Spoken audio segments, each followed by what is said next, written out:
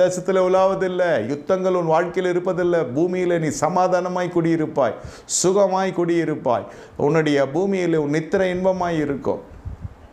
கொஞ்ச நேரம் படுத்தாலும் நல்ல நித்திரை இருக்கும். இல்லாவிட்டால் சொப்பனத்தில் வந்து கர்த்தர் கலங்க பண்ணுகிறார் தேவன். பின்ன தேவையில்லாத யாரையாவது கொண்டு வந்து உட்கார வச்சிட்டிங்கனாக்கா, பணம் வருது, காசு வருது, சிங்காசனுக்கு பதவி இருக்குது, அதிகாரம் இருக்குன்னு பார்வோன் என்ன செய்கிறான்? அபிமெலேக் என்ன செய்கிறான்? சாரல் என்ற ஒரு வயதான கேள்வி 89 வயசில் கொண்டு வந்து வீட்டில் வச்சுக்கிறான். என்னத்தை கண்டானோ தெரியல. எபிரேய தோல் அழகு தனக்கு மனைவியாக்கி கொள்ள வருகிறான். சொப்பனத்தில் கர்த்தர் கலங்க பண்ணுகிறார். இருக்கு இல்லையா? ஆதியாகமம் புஸ்தகம் 20 அதிகாரம். சொப்பனத்திலே கர்த்தர் மிரட்டுறார். அவன் மனைவி அனுப்பிடுது, வேற ஒருத்தனோட மனைவி. வேற ஒருத்தரோட மனைவியை கொண்டு வந்து வீட்டில் வச்சு தான் மனைவி போல் வாழ்கிறவனுக்கெல்லாம் நித்திரை நல்லா இருக்கும்னு நினைக்காதீங்க.